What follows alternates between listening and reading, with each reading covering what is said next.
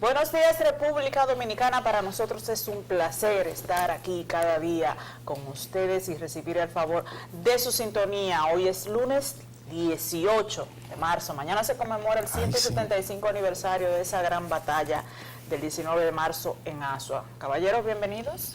Bienvenido, don Ángel Acosta. ¿Cómo les fue de fin? Saludos María de los Ángeles y don Pedro Jiménez. Un saludo al país. Buenos días, RD. Hoy tenemos un programa como cada día, pero hoy, el lunes, un poquito más especial, invitado especial, y muchos temas que tratar, pero hoy vamos solamente a hacer un primer bloque de comentarios para aprovechar al máximo a nuestro invitado. Yo solamente quiero que ustedes me permitan hacerme 2 o 3 preguntas.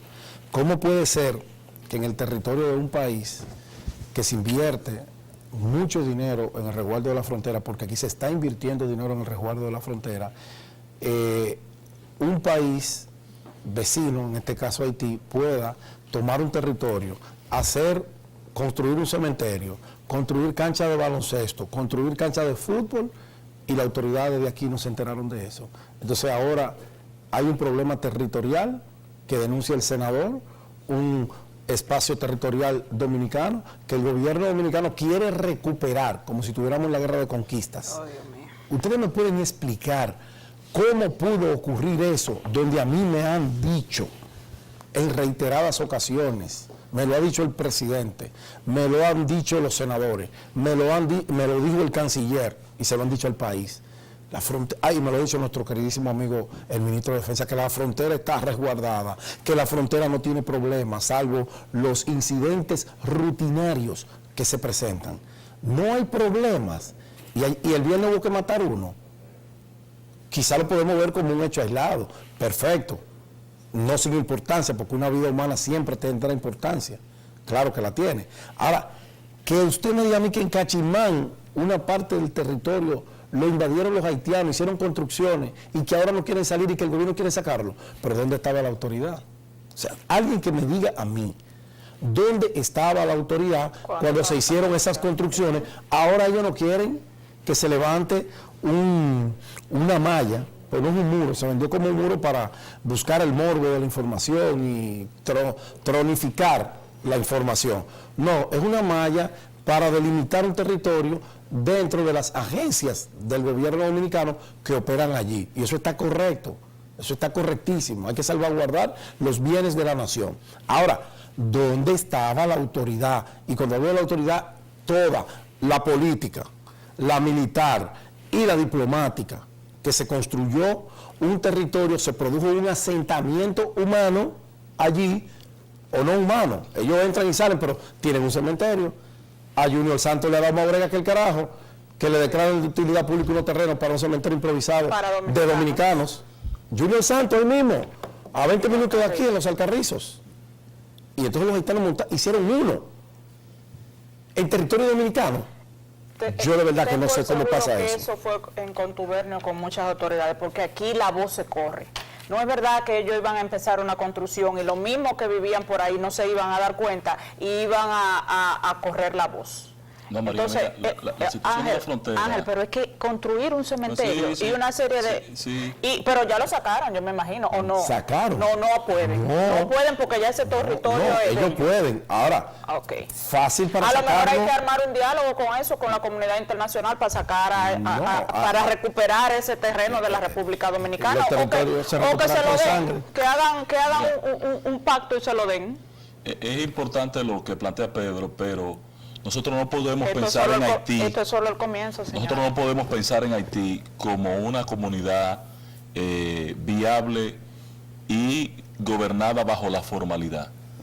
En este la de Haití no, pero la de nosotros sí. Eso se sabe. Sí, eso Haití, repito, nosotros no podemos pensar en Haití como una comunidad organizada. ¿Qué pasó en la frontera el fin de semana con el incidente de aduanas? Aduana tiene que proteger el entorno de sus instalaciones. Y de la gente que allí trabaja. Porque allí ellos almacenan, les sirve de espacio de acopio para productos propios incautados o no incautados. Entonces necesita delimitar su espacio. En una zona donde hemos tenido muchos problemas con las aduanas, por ejemplo en Jimaní, donde se inundó toda la aduana. Aquello es una locura lo que está pasando en la frontera. Sí. Nosotros no podemos pensar que tenemos una relación bilateral con alguien con quien nos podemos entender. En Haití no hay con quien hablar. Totalmente. La única autoridad con la que las nuestras hablan es con unos alcaldes que hay en las comunidades fronterizas que son electos por el pueblo, tienen autoridad, tienen liderazgo. Y con ellos usted puede entrar en un proceso de conversación. Pero gobierno a gobierno no hay oportunidad. Yo quisiera aprovechar el tema del fin de semana, con el perdón de mis compañeros, para que el gobierno tenga claro que en un momento determinado estas acciones no van a ser resultantes de un solo muerto. Y hay que estar preparado. Si es que quieren resolver. Y hay que estar preparado para el costo internacional. O sea, yo no sé si en el gobierno se han sentado y han dicho, miren señor, en algún momento aquí va a pasar una desgracia y nosotros vamos a tener que romper el pescuezo a 10 o 12, a 20, a 100 haitianos. Para imponer la autoridad, para imponer la autoridad. Es que ya ellos no tienen miedo, Ángel. No tienen miedo a la autoridad. ¿Por qué no tienen miedo, María? Porque los guardias son los que tienen miedo. Por un concepto que... No, perdóname, porque es un poquito más allá, María. El gobierno ha impuesto una cultura de no tocar a los haitianos en la frontera. Eso es, por eso es para que evitar, por eso es que los guardias tienen miedo. Están adoctrinados, no se atreven. Es más, yo creo que hasta bala de salva le han estado poniendo para evitar en un momento determinado que pase una desgracia y que el país termine siendo el chico malo, porque la fuerza del débil, dice Consuelo Despradel, se impone. Sí. Y más en el escenario internacional, donde este gobierno no paga la nómina local, no paga un peso de nómina local, no tienen con qué pagar la nómina del gobierno en sus funciones, pero pagan la nómina internacional. Esa se paga. Entonces, tú tienes que tener claro que en esas circunstancias hay que manejarse. Ahora, yo quiero saber por qué hay que socializarlo. Este es un tema que hay que socializarlo, Pedro. Es un tema de seguridad nacional. Es un tema de seguridad nacional, pero el país tiene que estar consciente. El día que pase una desgracia estamos todos de acuerdo. Un tema de soberanía. ¿Tú me entiendes? El día que pase una vaina ahí estamos todos de acuerdo. Este muerto parece que no va a pasar del incidente, se quedó ahí, pero ese muerto pudo haberle costado toda una campaña internacional, una desgracia que organismos internacionales vengan, que se metan aquí y hagan un show. Entonces nosotros debemos estar preparados, porque yo no sé cómo. En los 2 o 3 meses que han precedido, no ha pasado una desgracia en la frontera. Ahí yo vi el operativo, por suerte el ejército reaccionó con prontitud, llegó una unidad élite que se vio, una unidad entrenada, no los guardias comunes, no. Los que están ahí llegó una unidad que impuso respeto en el escenario. ¿Me entiendes? ¿Me explico? ¿Y cuando no esté la unidad? Sí, pero no, tiene que estar siempre. Sí. Yo creo que nosotros no podemos... Estaba cerca. Pedro, mira, la razón de ser del ejército... No estoy haciendo afirmaciones, estoy preguntando. Porque que no, pero te voy a dar una respuesta a esta pregunta que haces. La razón de ser del ejército dominicano, de su existencia... ¿Es el resguardo de la frontera? Sí, ¿No hay otra función? Terrestre. El resguardo de la frontera terrestre es responsabilidad del ejército. Para eso existe. No es para cuidar en educación esa institución, no, que creen, salir a la calle a contenerlo que creen una unidad especial de protección a dignatarios y a instituciones. Está creada la que sea una oficina de Guachimane. No está. No, pero digo educación, pero te digo... Dice Dirección General dentro de la Policía Nacional de Protección a Dignatarios, la dirige el general Torres de Hotel. O en educación la policía escolar. La tiene. O sea, pero me refiero, Pedro, que a mí me molesta ver los guardias en las oficinas cuidándole el trasero algunas veces a algunos funcionarios o en otras haciendo a veces de guachimane. No, tiene que haber una unidad especial para la seguridad, una unidad de guachimane, que no sean guardias de guachimane para la guarda de la seguridad de las instituciones públicas. Pero el guardia, el militar, tiene que estar concentrado en la tarea que le asigna la Constitución, resguardar la seguridad terrestre. La Fuerza Aérea, nuestra frontera aérea, y la Marina de Guerra, nuestra frontera marítima. Ese es el concepto. Sacar los guardias de ese concepto es hacerle un daño Usted sabe institucional. Pero ahora que eso me vuelvo. acuerda- Pero estemos preparados, Porque ¿eh? eso me acuerda a Ángela Costa, siempre cuando le decían a Leonel cuando era presidente de la República que mandara a los guardias a la calle para contener la delincuencia, para las patrullas mixtas, que es la única opción que encuentra el gobierno dominicano para contener un poco la delincuencia, o por Aquí lo en menos, todas partes del o por lo menos para que la gente se tranquilice un poco, ¿verdad? La opinión pública. Leonel decía que los guardias no estaban para eso, que estaban para cuidar la soberanía y la frontera nacional. Nunca como ahora he visto tan resguardada la frontera. El ministro está metido prácticamente todos los fines de semana. Y Leonel vive allá. Todos los fines de semana en la Leonel frontera. vive en la frontera. Entonces A mí me también me llama tanto la atención que los haitianos se hayan tomado como tanta seguridad, o sea, que se hayan apoderado tanto, que no le tengan ni siquiera miedo a la autoridad dominicana. Y eso es preocupante. El Y segundo- ese es el tema, el Ángel, segundo que elemento, el gobierno no los segundo empodera elemento- para hacer lo que tienen que hacer. El segundo elemento, María, que ahora, tú muy bien lo dices, ahora está protegida la frontera, pero el segundo elemento que impacta a la frontera y que da lugar a eso que tú estás cuestionando, es que en cualquier comunidad de la frontera, usted va hoy, y mídalo, nosotros vamos para allá, la semana que viene, usted va y lo mide, y hay, de 100 personas que hay unos 70 haitianos, en el menor de los casos, hay otro que llega hasta 90. Hay 10 o 15 arrayanos y hay 10 dominicanos. Porque hay una situación socioeconómica en la frontera que los nativos... Ustedes de saben que esos- son los arrayanos, Claro, acá. los de- que nacen en tierra de nadie, en tierra de nadie. Pero que mire, ni son de Hay allá, una ni indefinición son, jurídica. exactamente, pero son de las rayas. Sí, pero Ángel, Dios mío, pero Ángel, eso quiere decir que la frontera de nosotros se está haitianizando. O Sí, ya sí está, está. o ya está No, ya está. Incluye que el haitianizando. 70%. Todos los barrios de En el la, menor de los casos, en el todas menor las de los provincias de la frontera. Pero hay que, lugares donde señores, tú vas y hay 92 un haitianos de cada movimiento 100. humano natural. Sí. Cuando una población abandona un territorio y próximo a ella hay una población con las necesidades que tiene Haití, obligatoriamente van a correr a ocupar ese territorio que dejaron nosotros. Claro. ¿Y por qué se da esa movilidad humana? Los de Haití vienen por necesidad económica y los dominicanos emigran a la capital y dejan la Corriéndole frontera a ellos sola. también. No, porque tampoco tienen nada No, que no hay hacer. nada en que este hacer momento. allá. Si quieren progresar, sí, vienen no por hay acá. No hay nada que hacer y muchos se van también huyendo de los Ahora, haitianos. además de los Coño. guardias en la frontera, que debe ser su tarea, permanecer en la frontera, es más, yo sacar el ejército de la capital, no tiene nada que buscar en la capital. Son muchos hombres, esa frontera se resguarda. Yo con tiempo. yo sacar el ejército de la capital, lo llevar a la frontera.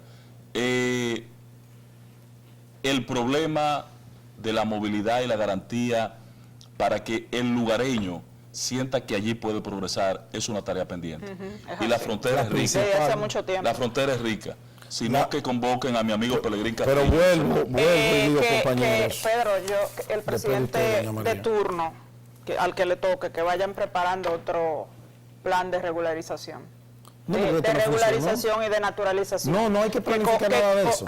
Como va ¿Para qué la lo vamos a cosa hacer? y los nacimientos en los hospitales dominicanos, va a haber que preparar Pero, un plan de María. regularización con la comunidad internacional detrás de eso. Pero yo te pregunto, ¿para qué vamos a hacer un plan de regularización si se hizo para los haitianos?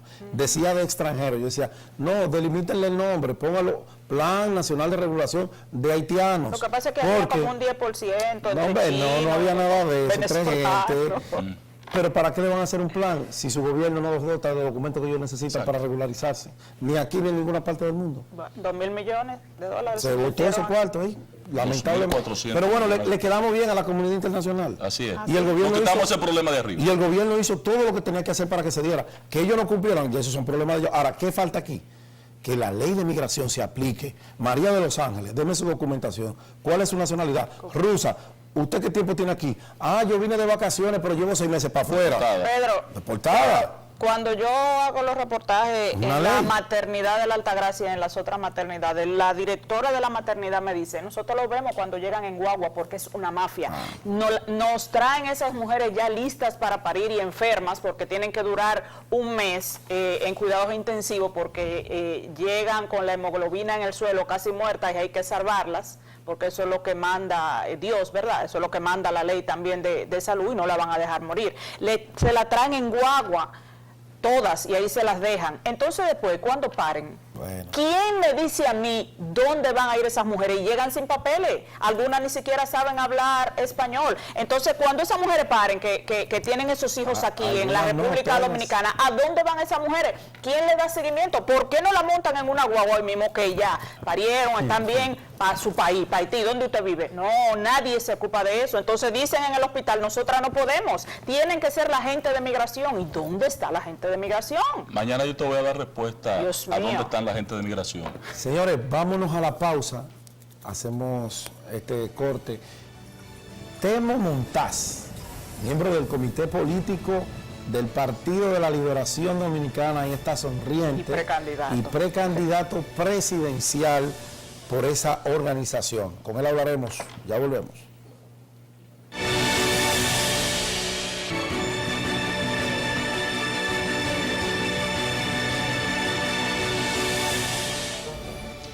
Gracias por estar con nosotros en Buenos Días RD, y creo que había sido dilatada la presencia en este escenario, en este primer año de este espacio de don Temo Montaz. Temo Montaz no es solamente precandidato presidencial y uno de los principales líderes del PLD, fundador del PLD, sino que también es de los artífices, de los que creó el concepto para que el PLD llegara al poder.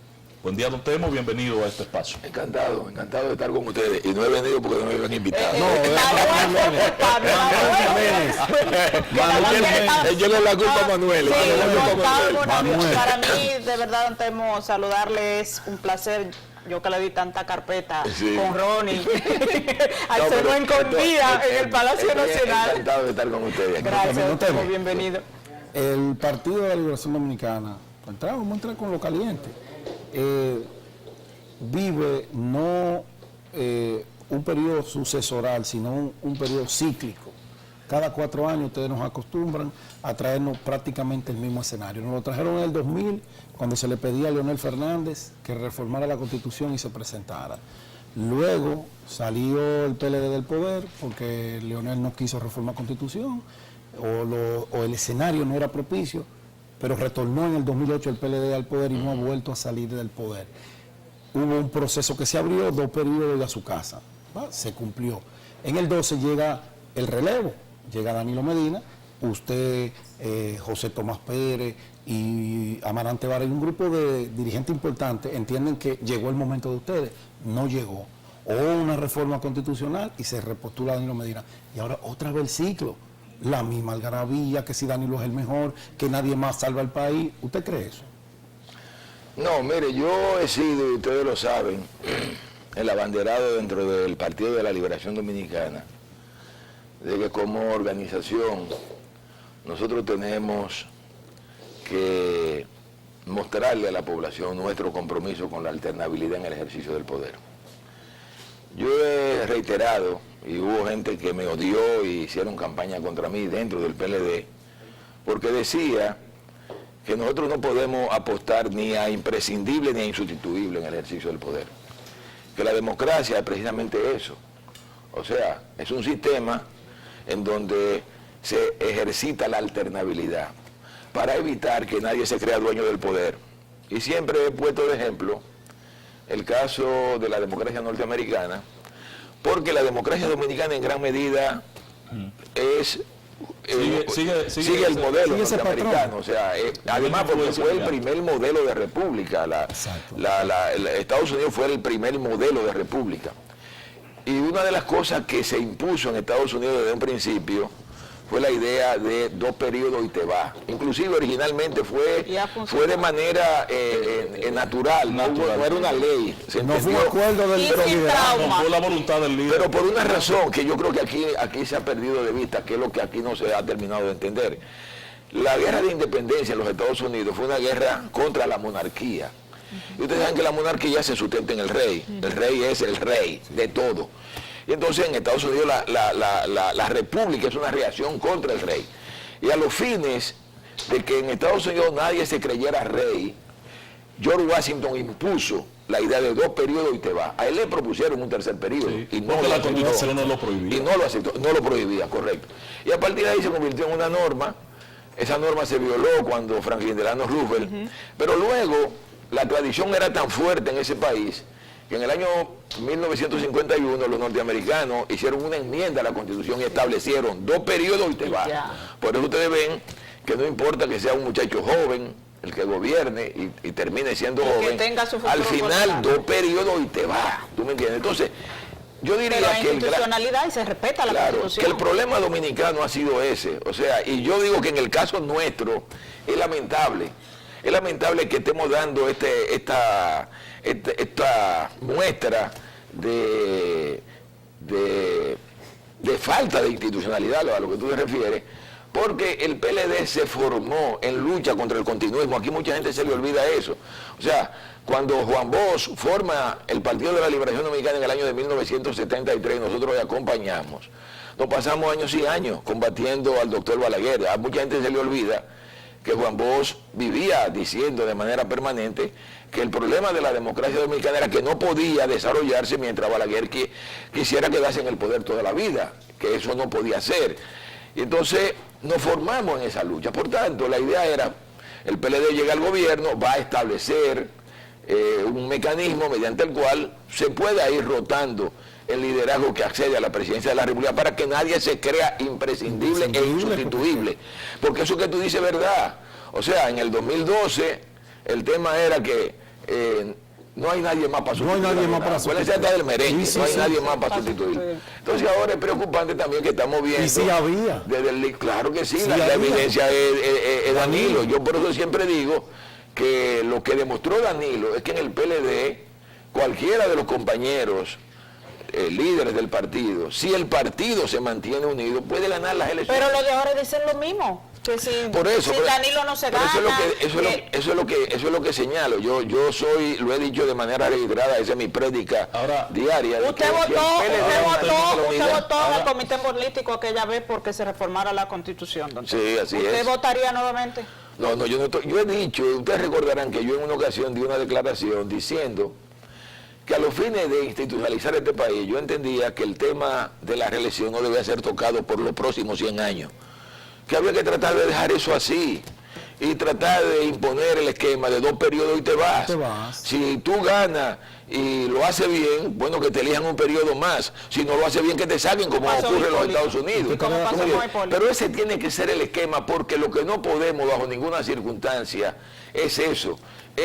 Permitir que nadie crea que es el único que puede gobernar el país. Ahora, don Temo, en el caso de el trasfondo que uno a la distancia percibe, es que no es solamente un ejercicio por la presidencia de la República, sino que Leonel y Danilo tienen en disputa el posterior liderazgo del partido. Que lo que está en juego más es quién es el líder, porque evidentemente que en el gallinero hay 2 gallos y esto no es posible mantenerlo en el tiempo. Mire, fuera del poder mucho menos.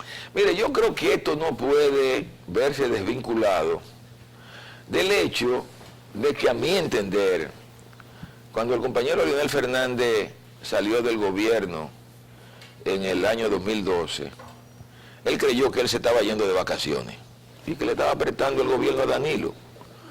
Obviamente, él entendía que él debía volver, que eso era de él, que eso le pertenecía. Pero él tiene derecho, y eso ha generado estas situaciones. La Constitución no se lo prohíbe, don Temo. No, estoy de acuerdo, pero ahí viene también el tema de la cultura democrática. Yo siempre pongo el ejemplo de Mandela. Mandela ganó las elecciones en Sudáfrica. Y pudo ganar 10 más. Y pudo haber ganado 10 más. Pero entendió, un hombre prestigiado en el mundo entero, primer gobierno, digamos, posterior a la eliminación del apartheid en Sudáfrica, con el prestigio, no solamente en Sudáfrica, sino en el mundo entero. y decide cuando completa su periodo, no vuelvo, como una manera de permitir que la democracia en Sudáfrica floreciera sobre la base de la alternancia. Yo siempre pongo ese modelo y digo que si hay alguien en la República Dominicana que se parece a Mandela, es Juan Bosch. Ustedes recuerdan que Juan Bosch gana las elecciones en el año 62, gobierna en el 63, y lo primero que hace votar él, siendo presidente de la República, una constitución donde él prohíbe la reelección. O sea, una evidencia de que entendía, la institucionalidad y de que entendía que la democracia era alternancia, era alternar el ejercicio del poder para que nadie se creyera imprescindible e insustituible. De manera que yo pienso... ¿Y no tiene vínculo en algún momento ese concepto de valor democrático que usted expresa, don Temo, con la idiosincrasia del pueblo? Porque en la historia también uno recoge... Sí, eso es verdad, y es un tema... Una idiosincrasia claro, y es un tema viejo en la República Dominicana. Pero a la sociedad hay que irla llevando. Claro, ahí es donde voy. Ahí es donde voy. O sea, el tema cultural en términos políticos juega un gran papel. Y obviamente desde la fundación de la República, aquí lo que hemos visto es gente que se han querido eternizar en el poder. Ya en el año 1874, el gran historiador dominicano José Gabriel García lo decía, o sea, hablaba de la necesidad de la alternancia. Pero lo que digo es lo siguiente, tú señalas muy bien el tema de la idiosincrasia del pueblo dominicano, o sea, cómo el tema clientelar ha jugado un papel histórico, cómo la idea del caudillo ha jugado un papel histórico. Pero yo lo que siempre entendía era que nosotros formábamos parte de una generación democrática, diferente, que nos habíamos formado en eso, cambiar el país. y que por tanto teníamos que promover la idea de fortalecer un régimen sustentado en los fundamentos de la democracia. Y yo creo que evidentemente, yo espero, yo sigo creyendo que el compañero Danilo Medina va a ser un facilitador de ese proceso. Yo creo que el compromiso que él asumió... Entonces, ¿quiénes son los que están...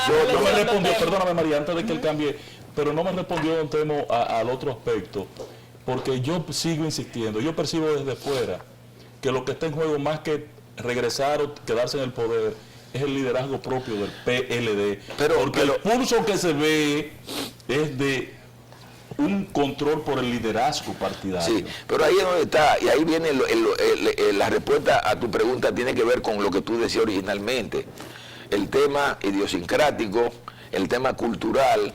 El problema es que no han terminado de entender que en la democracia los liderazgos no son permanentes. Exacto. O sea, el criterio del compañero Leonel Fernández de que el líder traspasa la antorcha, eso no es democrático. En la democracia, el liderazgo lo transfiere el pueblo de manera voluntaria, de manera democrática. Y usted se lo gana trabajando. Usted se lo gana trabajando. Ahora, exacto, el tema ese que tú señalas idiosincrático, de que se cree que yo soy el líder y que sobre mí es que tiene que tenerse en cuenta todo lo que se va a hacer, eso no es democrático. En la democracia el liderazgo no es permanente. Ustedes lo pueden ver en los países en donde la democracia en América Latina floreció. No me refiero nada más a Estados Unidos. Váyanse a Chile. Patricio Aylwin fue presidente de Chile. Por un tiempo fue el líder de Chile. Ricardo Lagos fue presidente de Chile por un tiempo. O sea, se van y no están obsesionados con la idea de volver a los Estados Unidos. Eso sería un anatema, que Clinton quisiera volver, que Obama quisiera volver, que George Bush quisiera volver. Y quizá quieren, pero ni lo dicen. No se atreven. Yo comparto ese criterio suyo del valor de la democracia, uno de los valores, soportes puntales de la democracia. Ahora, don Temo, luce que en el PLD, además del liderazgo, está en juego una acción inmediata, una toma de decisión inmediata, que las fuerzas están muy de un lado y se percibe que podría derivar eso pasaba en el 12 en una división, sí, porque el sentimiento que hay no se daba en el 12. Aquí hay sangre, hay heridas profundas. No es cierto, la división en el PLD está planteada. Y lo que uno apela es a que realmente el liderazgo del partido actúe democráticamente. O sea, que realmente entendamos... ¿Y ustedes los líderes alternativos? Que como generación, o sea, nosotros estamos obligados a generar primero la unidad del PLD, o sea, nosotros como generación democrática. Y obviamente he señalado que esa unidad se da sin ningún problema. Si tanto Leonel como Danilo se ponen de acuerdo y deciden que la base del partido seleccione un candidato nuevo. Se pongan a un lado los dos. Claro, es lo que digo, se ponen de acuerdo los dos para poderse a un lado y apoyar al candidato que las bases del partido. Leonel y Danilo serían los culpables de la división del PLD. Bueno, el tema medular, yo espero que no se dé la división del PLD. Yo particularmente espero que el compañero Danilo Medina actúe en consecuencia con lo que aprobamos en el año 2015, la reforma constitucional que se hizo, más el acuerdo que el acuerdo es, escúchame María, el acuerdo, don Temo, que mucha gente quiere olvidarse de ese acuerdo. Yo lo tengo. Incluso aliados del PLD quieren enchinchar con eso, que no hay acuerdo, que es un invento de Leonel. ¿Hay o no hay un acuerdo? Claro que sí. Pero no contempla, y eso viabilizó la pero reforma, no contempla ningún tema de la no posibilidad de reelección. No es que es un tema de Congreso. No, ahí se estableció el esquema, ahí se estableció el esquema de un periodo más y a partir de ahí 2 periodos y no se vuelve más. Ese fue la idea del acuerdo. O sea, usted gobierna un periodo más y a partir de ahí se establece el esquema de 2 periodos y nunca más. Entonces Danilo no lo está maltratando. Temo que ahora quieren vender el pobre, el único hombre en el país que no se le permite que la Constitución. Eso fue un acuerdo que al fin claro, pero ahí viene de nuevo lo que él señala, es un tema de la idiosincrasia. ¿Por qué? Porque si aquí tuviéramos una cultura de que usted sabe que son 2 periodos, déjeme decir lo siguiente, para mí este es un problema medular de la sociedad dominicana. Porque, por ejemplo, yo he señalado que en los Estados Unidos, cuando un presidente va para un segundo periodo, como ocurrió con Obama, como ocurrió con Clinton, como ocurrió con George Bush, a nadie se le ocurre ponerlo en una encuesta para un siguiente periodo. Exactamente. Nadie puso a Clinton, pues sabían que no iban. Pero aquí la Constitución prohíbe la reelección y ustedes ven a los encuestadores poniendo al presidente Danilo Medina en las encuestas. Tú dices, pero ¿por qué razón? ¿Por qué? Por eso, porque ustedes, como ustedes señalan, aquí hay un problema serio de debilidad institucional y se entiende que, bueno, eso está en la Constitución y al final de cuentas todo el mundo acepta que, como decía Balaguer, la Constitución es un pedazo de papel. Entonces, ese es el problema que nosotros tenemos que superar en la República Dominicana. Temo, con su anuencia, permítanos ir a una pausa comercial para retornar de inmediato con Temo Montaz, miembro del CP, precandidato. Y para que hablemos de su proyecto. Claro, usted lo que quiere chisme. María quiere chisme.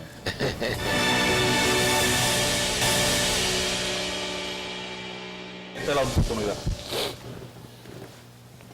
Señora, continuamos en Buenos Días RD con don Temístocles Montaz. Don Temo, háblenos de su proyecto, ¿cómo anda?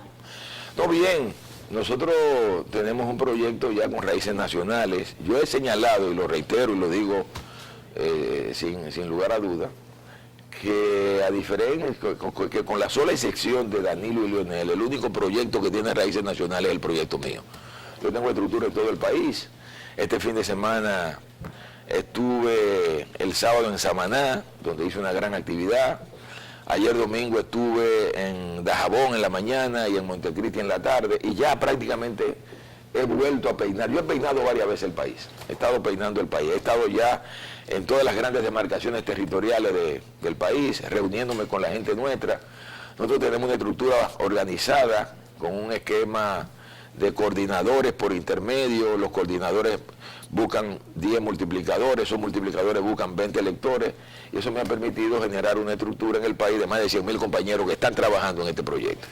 Por eso cuando hago actividades masivas. Ustedes recordarán la actividad que hice el 14 de octubre en el Palacio de los Deportes. O sea, tengo realmente... Usted tiene su estructura montada. Y yo creo que lo correcto debería ser que ya en este esquema donde uno ha desarrollado un trabajo, como lo han podido desarrollar otros compañeros, pues no posiblemente al nivel mío, porque tienen menos tiempo que yo trabajando en términos de precandidatura. Yo creo que lo correcto debería ser que permitamos la celebración de las primarias del partido, que sean democráticas y que se exprese la gente. Que vayan todos. Que vaya todo el que pueda, que vaya todo el que tenga derecho a ir. y que gane limpiamente el que tenga el apoyo de la mayoría de los compañeros y de la gente que vaya a votar por nosotros, porque ahí posiblemente no solamente van a votar compañeros, como es el padrón abierto, todo el que se siente identificado con un candidato podrá ir a ejercer. ¿Podría el gobierno en estas primarias abiertas meter su mano y que esta balanza se vaya hacia uno de ustedes? Pero no el gobierno como gobierno, yo creo que el gobierno debe mantenerse al margen de esto. Yo lo que pienso es que el compañero Danilo Medina, como líder, como uno de los líderes del partido, tiene todo el derecho Su corriente a definir por dónde se van. A apoyar Ahora, bueno, ustedes son de la gente que podría recibir la bendición de la corriente de Danilo Medina, son muchos. Entonces ustedes tienen del otro lado a un animal político como Leonel Fernández, que fue presidente 3 veces, que conserva una estructura fuerte. Si se van a una convención separado, ¿no correrían el riesgo de ser derrotados todos por Leonel? No, yo pienso que ahí lo que va a definir al final el resultado de la primaria es por quién se incline el sector que encabeza el compañero Danilo Medina. Exacto. Si el compañero Danilo Medina y su sector deciden validar una candidatura, esa va a ganar, eso va a ganar, tengan la seguridad que se va a ganar. Y yo creo que ellos, el presidente Danilo está en su derecho de hacer eso. Don Temo, usted que está en ese paquete de los que puede ser el delfín de ese grupo, ¿usted qué haría en una plataforma de gobierno? Exacto. Leonel Fernández plantea una propuesta de oposición a lo que ha hecho Danilo. Otros precandidatos, no voy a referir quién, definen una continuidad a Danilo. Don Temo Montaz, ¿qué haría? Continuidad y cambio. O sea, yo creo que el éxito del PLD ha sido que ha sabido combinar continuidad con cambio. O sea, yo creo que el país tiene que seguir... O sea, continuar lo bueno. Correcto. Ese argumento del compañero Danilo Medina durante la campaña del 12. Sí, del 12. Eso sigue siendo válido. Y obviamente producir una serie de cambios que son importantes para la República Dominicana. El país ha ido avanzando en términos económicos, en términos sociales también. Yo he dicho que uno de los graves problemas que yo veo aquí en los políticos dominicanos, incluyendo los de mi partido, es que no nos hemos dado cuenta que esta sociedad ha cambiado. Esta sociedad es otra. Cuando nosotros llegamos al gobierno en el 96 y luego en el 2004, aquí el grueso de la población caía en la categoría de pobre. Hoy hay más clase media que clase pobre. No es que no haya pobreza, pero en términos porcentuales, la clase media dominicana hoy supera a los pobres. Y ese es un elemento. ¿Y para ese logro cuál fue su aporte? Ese es un elemento importante. Bueno, yo te diría que como gobierno, el hecho de que la economía creciera, de que se generara más riqueza, eso contribuyó a generar esa clase media. Pero además, las políticas sociales que se han puesto en marcha, yo señalo que uno de los grandes logros del Partido de la Liberación Dominicana en el área social tiene que ver mucho con la ampliación de la seguridad social. Por ejemplo, cuando el PLD llegó al gobierno de nuevo en el año 2005, solo un 2.8% de la población tenía seguro de salud. Hoy, alrededor de 7.8 millones de dominicanos tienen seguro de salud. El 75% de la población tiene seguro de salud. Ese yo creo que ha sido un gran logro. Pero hay cosas, por ejemplo, todavía que hay que resolver. En el caso concreto, por ejemplo, de la salud sigue siendo un gran desafío. El tema de la mortalidad materna, que es enorme en este país. Infantil. La mortalidad infantil, la neonatal, el tema de la seguridad ciudadana. O sea, el tema, yo creo que hoy por hoy, fíjense que hoy por hoy, el tema que más preocupa a los dominicanos es la seguridad ciudadana. Las encuestas. No, ahora mismo es el principal problema del país. Antes, yo siempre digo que antes, cuando usted le preguntaba al dominicano cuál era el principal problema, era el desempleo y el alto costo de la vida. Ese era ya hoy no, hoy fundamentalmente hay dos problemas que aparecen como los principales: inseguridad ciudadana y corrupción. Entonces, un nuevo gobierno del Partido de la Liberación Dominicana tiene que enfrentar esos problemas. Siguen siendo problemas el tema de la economía, porque yo le decía a los compañeros ayer, que a uno le llama la atención el hecho de que siendo un país de tan rápido crecimiento, esta es la economía que más rápido crece en América Latina, y lo hemos mantenido durante años y años, pero sin embargo, a uno le llama la atención que cuando a los dominicanos le preguntan si se sienten bien con la marcha de la economía, solo un 14% dice que se siente bien. el 86% dice que no se siente bien. Ahora, ¿por qué razón? ¿Por qué razón? Y yo creo que el presidente Danilo Medina lo entiende perfectamente. Por una razón muy sencilla. El tema es que cuando también le preguntan a los dominicanos si lo que ganan le alcanza para completar el mes, el 60% dice que no le alcanza para completar el mes. Entonces, si tú, en un país que crece, y tú te encuentras con el 60% de la población hay un problema de salario, que lo que ganan no le da para completar el mes, que tienen que vivir endeudados, que tienen que empeñar, que tienen que endeudarse, entonces hay un problema que resolver. Yo creo que la decisión del compañero Danilo Medina de aumentar los salarios va en la buena dirección, pero esa tiene que ser una política permanente, de ir mejorando el nivel salarial de la gente para que puedan resolver sus problemas y lo de su familia sin necesidad de tener que recorrer al fiado, que ustedes saben que es uno de los grandes problemas de este país. En ese punto no es posible que esté una propuesta de la mano de usted que dominó y fue líder del sector económico y planificador del país durante muchos años, un mecanismo, nosotros siendo diputados planteamos un mecanismo de indexación en función del IPC anualmente, que en enero no hay que reunir a nadie. El IPC dijo cuánto es. Sí, eso puede ser, pero también propiciar periódicamente incrementos salariales en función del incremento de la productividad, porque ¿qué es lo que ocurre? La economía dominicana se ha hecho más productiva, pero los salarios están estancados. Entonces tú dices, la productividad de la economía va subiendo, correcto, y los salarios están prácticamente estancados, los salarios reales. Desde el 2008 no se hace un aumento. Entonces, por esa razón, yo creo que ese es un tema que hay que manejar a los fines de resolver esa incongruencia entre una economía que crece mucho y el malestar que hay en la población, porque dicen que no se refleja en la vida de la población. Entonces yo creo que ese es un gran desafío para el próximo gobierno. Otro desafío que está ahí, pero como que los políticos le dan de lado y como que nadie quiere hacerle el frente, es el tema de la frontera dominico-haitiana. Mire, yo he sostenido que en gran medida ese problema está asociado al hecho de que nosotros hemos abandonado la frontera. O sea, los gobiernos que hemos tenido en los últimos años no le han prestado la debida atención a la frontera. Los gobiernos, esencialmente el PLD. Y ahí viene el problema, que ustedes saben muy bien, de que eso, la expresión más concreta es el abandono de la gente de esa zona. Sí. O sea, cada vez hay menos población en la frontera, se está despoblando la frontera, y parte de este problema que ustedes comentaban, de haitianos que se meten y que cogen territorio y que inclusive hacen cementerio, está asociado al hecho, los dominicanos están dejando la frontera. Por eso yo insisto también que un nuevo gobierno del Partido de la Liberación Dominicana tiene que prestarle la mayor de las atenciones a la frontera. He dicho, el país nace en la frontera, por tanto, un nuevo gobierno tiene que hacer grandes inversiones en la frontera, de manera tal que el que vive en la frontera no se sienta que está fuera de la República Dominicana. Tú vas a Pedernales y da la impresión de que tú estás fuera del país. Sí. Entonces, tenemos que crear las condiciones, hay que hacer grandes inversiones en infraestructura a los fines de que el que vive en la frontera sienta que es dominicano. Eso significa inversiones en servicio, carretera. Yo inclusive he señalado que hay que hacer una carretera que vaya desde Pedernales hasta Montecristi, a lo largo de la frontera, que comunique a toda la internacional que está ahí. Pero bien hecha, que los militares se puedan mover. Entonces, aparte de eso, hay planes concretos de desarrollo fronterizo que hay que ponerlo en marcha, pero el Estado tiene que meterse en la frontera. Por ejemplo, tú a Barahona, y para tu coger para Pedernales tú lo piensas 3 veces. Claro. Ahora, si tú haces una carretera buena de Barahona a Pedernales, tú creas las condiciones, inclusive hasta para el desarrollo del turismo. Sí. Si tú vas a desarrollar el turismo interno, una buena comunicación de manera. Pero yo me imagino que la reconstrucción del Manzanillo, del puerto de Manzanillo, tiene que llevar de la mano a una parte la construcción de esa carretera. Claro, obligatoriamente, porque se la había desarrollado. Claro, porque el muelle de Manzanillo es importante para el desarrollo de la zona.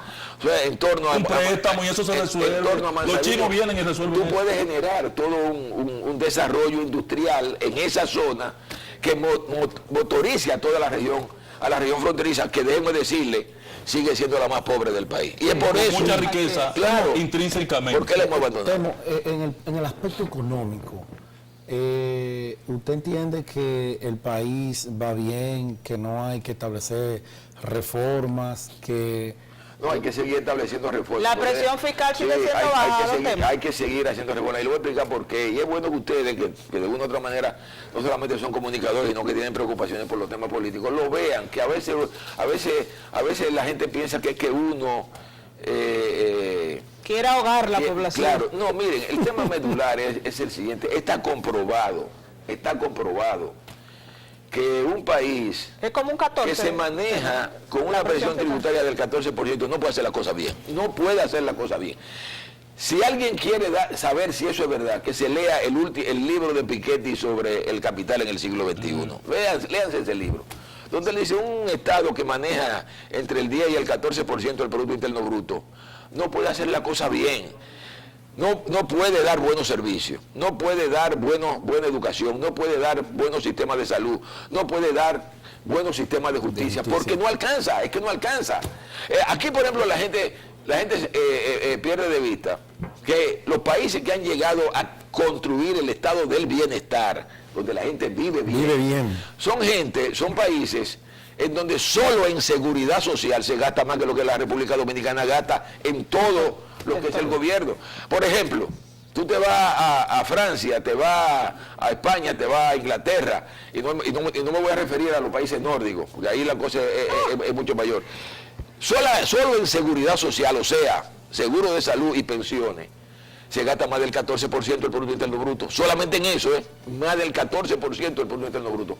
Aquí el gobierno no llega ni al 2% del Producto Interno Bruto. Entonces yo creo que ese es un tema que hay que abordarlo. Por eso no fue casual que nosotros incluyéramos en la Estrategia Nacional de Desarrollo la idea del pacto fiscal, que hay que buscar una manera de financiar el desarrollo del país. Porque de eso se trata, de financiar el desarrollo del país. Don Temo, su próxima entrega me debe o nos debe el tema de la deuda.